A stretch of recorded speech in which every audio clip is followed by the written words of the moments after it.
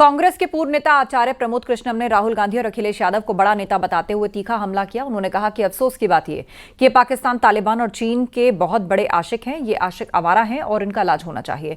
इन्हें देश के प्रधानमंत्री की बात पर यकीन नहीं, अमेरिका के लोगों पर ये यकीन करते हैं। हों या राहुल गांधी जी हों, बहुत बड़े नेता हैं, लेकिन अफसोस की बात यह है कि ये सब पाकिस्तान, तालिबान, चीन उसके बहुत बड़े आशिक हैं। मैं तो कहना चाहूंगा ये आशिक आवारा हैं। इन आवारा आशिकों का इलाज आदरणीय योगी जी को, और जिस तरह वो शौहदों का इलाज करते हैं, उस तरह विपक्ष के कुछ नेता, इनकी जो मोहब्बत है वो पाकिस्तान से, चीन से, तालिबान से जग जाहिर हो चुकी है।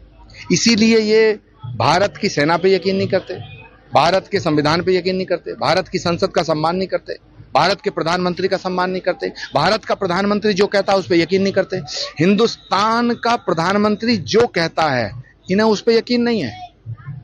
अमेरिका का कोई व्यक्ति अगर कुछ कहता इन्हें उस पर यकीन है। क्यों? क्योंकि ये देश के खिलाफ, देश के विरोध में बात करने वालों से अपनी मित्रता रखते हैं। इसलिए मैं भगवान से प्रार्थना करता हूं कि विपक्ष को सद्बुद्धि दें। यूपी की राज्य मंत्री विजय लक्ष्मी गौतम ने एसपी के अध्यक्ष अखिलेश यादव पर कड़ी टिप्पणी की। उन्होंने कहा, वोट के लालच में जो अपनी पत्नी का मान सम्मान नहीं रख सकता, वो पूरे प्रदेश की महिलाओं की बात क्या उठाएगा। जो इतना अभद्र टिप्पणी कोई किया है और उसके खिलाफ मुंह से अपने वोट बैंक के लिए आवाज ना उठाता हो, तो ऐसी राजनीति बिल्कुल घृणित है। और वो जो अपनी पत्नी का सम्मान नहीं कर सकता, इज्जत के लिए अपनी बात को उठा नहीं सकता, वो पूरे उत्तर प्रदेश की महिलाओं के बारे में क्या ही उठाएगा। और ये बहुत शर्म की बात है।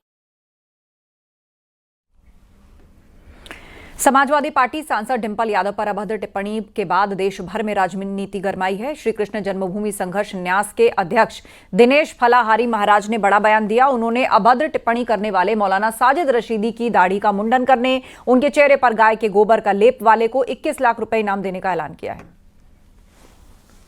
इस मौलाना ने डिंपल यादव पर जो अभद्र टिप्पणी की है, उससे सभी सनातनी हिंदू दुखी हैं।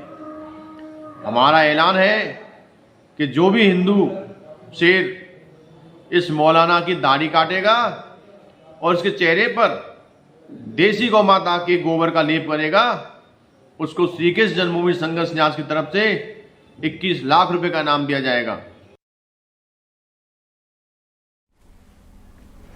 ऑपरेशन सिंदूर पर संसद में चर्चा के दौरान संसद में महाराजा सुहेलदेव की वीर गाथा की चर्चा करने पर सुहेलदेव भारतीय समाज पार्टी ने पीएम मोदी का शुक्रिया अदा किया है। आजादी के 76 साल बाद महाराजा शिवाजी महाराज, चक्रवर्ती सम्राट राष्ट्रवीर महाराजा सुहेलदेव राजभर की चर्चा जब सदन में होती है, जब नाम का जिक्र होता है, तो दुनिया में उनके मानने वाले लोगों को के अंदर खुशी की लहर होती है। और ये देश के प्रधानमंत्री जी पहली बार, आजादी के बाद पहली बार कोई देश की संसद में कोई प्रधानमंत्री संसद में देश के राष्ट्र नायकों का नाम ले रहा है। मैं तो देश के प्रधानमंत्री को धन्यवाद दूंगा, आभार व्यक्त करूंगा कि उन्होंने राष्ट्र नायकों का परिचय देश के संसद में कराने का काम किया। वाराणसी में एक हिंदू लड़की पर धर्मांतरण का दबाव बनाने के आरोप में पुलिस ने एक मौलवी को गिरफ्तार किया है। मौलवी नईम कादरी पर आरोप है कि वो एक हिंदू परिवार की बेटी पर धर्मांतरण कर शादी का दबाव बना रहा था। धर्मांतरण न करने पर मारपीट करने के भी आरोप लगे हैं। मौलवी नईम कादरी झाड़ फूंक भी करता है। पुलिस को कुछ ऐसे सबूत भी मिले हैं। मौलवी नईम कादरी भी झंगूर की तरह धर्मांतरण का बड़ा नेटवर्क चला रहा था। फिलहाल नईम कादरी की जांच की जा रही है।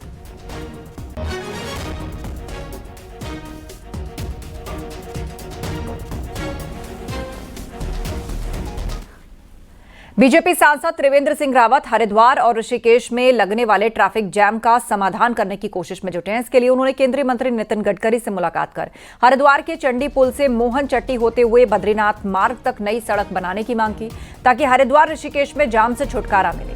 नितिन गडकरी ने जल्द सर्वे कराने का आश्वासन दिया।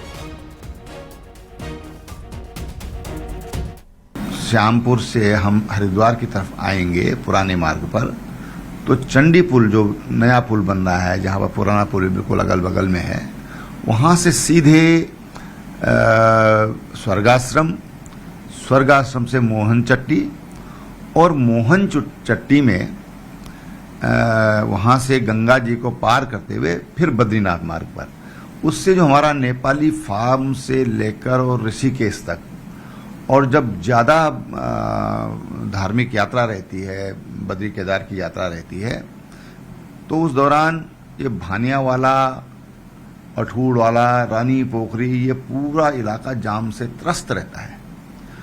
तो अगर हम चंडीगढ़ से, चंडी पुल से लेकर और सीधा जो पौड़ी जिले का पार्ट है चीला होते हुए मोहन चट्टी और बद्रीनाथ मार्ग की रिंग रोड बन जाती है, तो ऋषिकेश का जो कंजक्शन है, नेपाली फार्म का जो कंजक्शन है, उसको दूर किया जा सकता है। जो लाखों यात्री उत्तराखंड में पूरे देश से और दुनिया से आते हैं, बद्री केदार के दर्शन के लिए आते हैं, उनके लिए एक बड़ी सुविधा होगी। तो चड्डी घाट से जो नई रोड प्रस्तावित की है आपने, इसको लेकर कोई केंद्रीय मंत्री से मुलाकात हुई या इस पे कोई प्रोजेक्ट तैयार हुआ? देखिए, माननीय गडकरी जी से मैंने बातचीत की थी और उन्होंने कहा कि मैं इसको एग्जामिन कराऊंगा